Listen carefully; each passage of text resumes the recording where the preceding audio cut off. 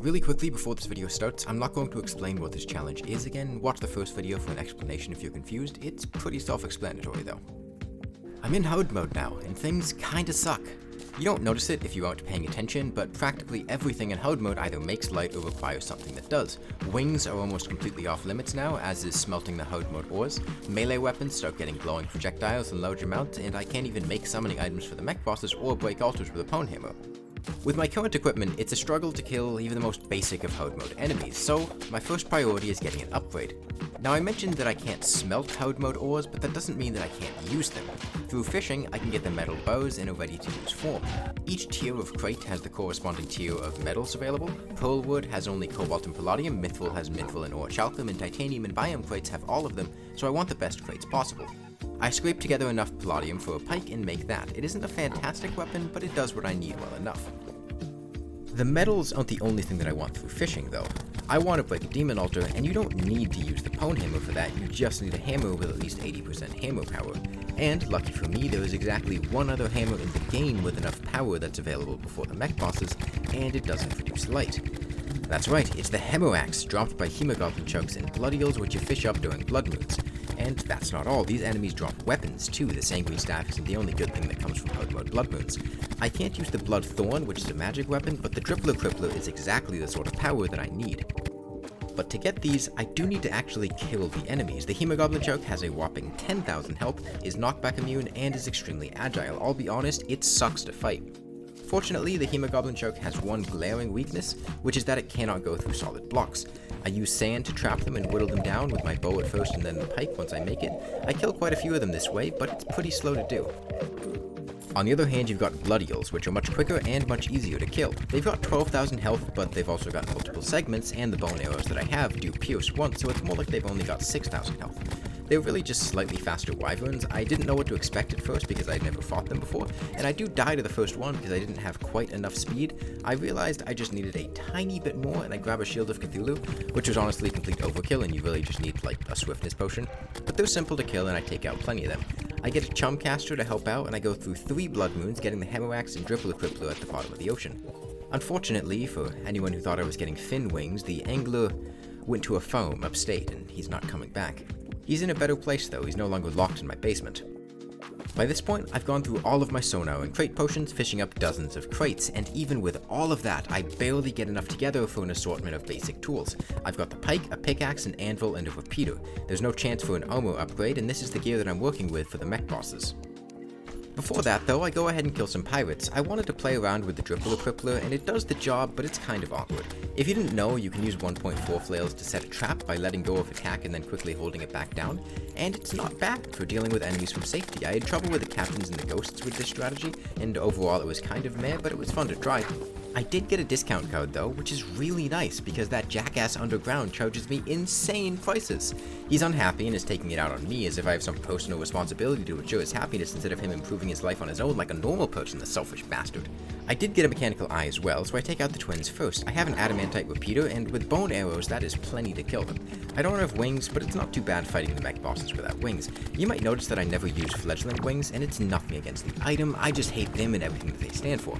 They're boring and remove a lot of the fun of pre-hard mode movement, and they're also completely unnecessary. Feel free to take everything I say with as much salt as Japanese cooking, though I also really hate the Shield of Cthulhu. Remember what I said last time. Feel free to file a complaint and I will respond at my earliest convenience in a cordial and mature manner. And the twins die without much trouble. Now personally, I really love the escapism that you get with video games, how you can get away from the monotony and the boredom of everyday life. I get to live out the ideal fantasy, what every human dreams of. It gets cut short by Skeletron spawning though, so I've got to deal with that. Gravitation potions are pretty nice for dodging if you can't get wings, and I use a few for dealing with these bosses. I get to go back to sleep after he's dead though, so that's nice. The destroyer comes a little bit later, and after some initial difficulties, I take him out with the drippler crippler. The problem at first is that I was trying to keep a bit of distance, which was completely unnecessary and just made it much more difficult. I went back into the strategy I used when I beat the game with the flare gun, which is to stay close and angle attacks really well, and round 2 went a lot better. In my defense, I had also just gotten my COVID booster this day, which gives me a convenient excuse to exculpate myself from any responsibility for my failures. It's life fruit time now, and honestly it's pretty simple to get enough. It only took around 10 minutes to get 20. With good mining speed, a metal detector, and spelunker potion, potions, you just need to wait to detect one nearby and then find it. I stumble into a bulb, which is a very convenient source of natural light to set my spawn near. I will break this bulb and get rid of the light. I'm just going to build an arena first. Granted, that's a very difficult thing to do in almost complete darkness in the hard mode jungle, especially when you can't break chlorophyte. That's actually quite a big issue. Without being able to see the chlorophyte, if I leave it floating in the arena, I might bump into it and get stuck, and then die. There's a lovely solution though, which is that I can use actuators. I head back to the mechanic, buy a bunch, and disable all of the chlorophyte. I also found plenty of the enemies to get banners because it was quite a headache trying to mine while being attacked by enemies I couldn't see for several hundred points of damage. After a while, the arena gets done and I summon Plantera. Unfortunately, I botched the fight a little bit. I had forgotten I was using Featherfall potions, and my Gravitation potion had also worn off at the worst possible time, getting me killed. It's no trouble though, I find another bulb and give it another shot. It took a bit of work getting her back to the arena because I was having trouble finding the path, but I get there and start working her over.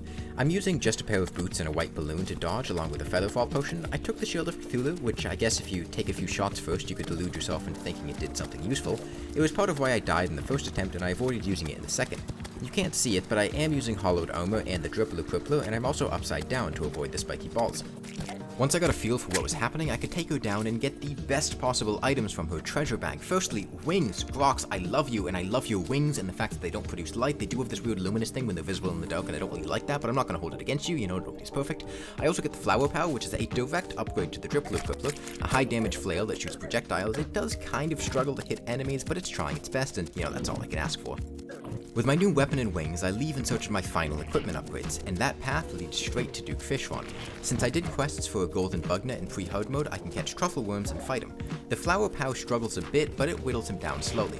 In his first two phases, you really just need to keep distance from him, while the third phase is just a basic math simulator. It begs the question, can you count to 3 and keep track of how many dashes he's going to do? And for me, that answer is often no, because I don't focus that much unless I have to.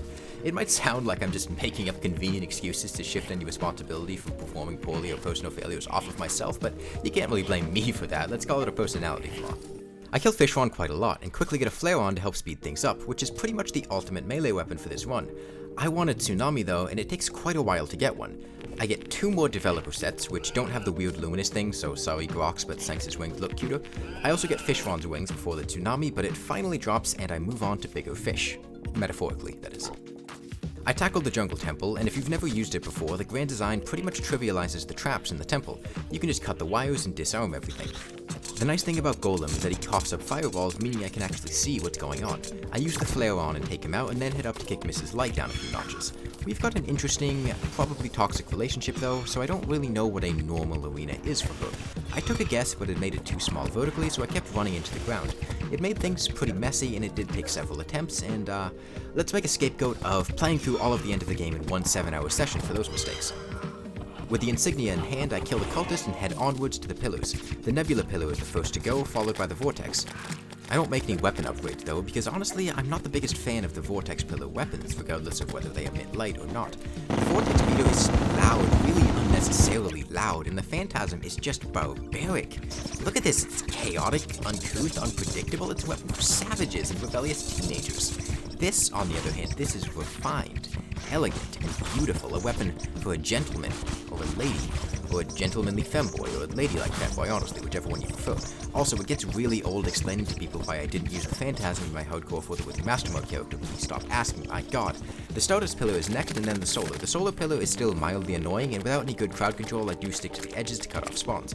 I wait to kill the pillars until there are enemies, so I can die and head home as soon as possible, and then get ready for the Moon Lord. He comes, and he dies. It's pretty straightforward. I love the soaring insignia. It's one of my favorite accessories in the game, and it really makes the Moon Lord a much more enjoyable fight, in my opinion. He's not the real final boss, though. This entire run is about not generating light, and I'm not gonna let some sparkly bullet-held bitch get away with it. I catch another lace ring and teach her that it is not okay to produce light and bring happiness to this world. This land is cloaked in darkness. It is gloomy, it is dismal, and I would not have it any other way. Light and all those who bear it are unwelcome in this place. I take my prize from her corpse, head straight down to hell, and cast it into the lava where it belongs, like the trash that it is.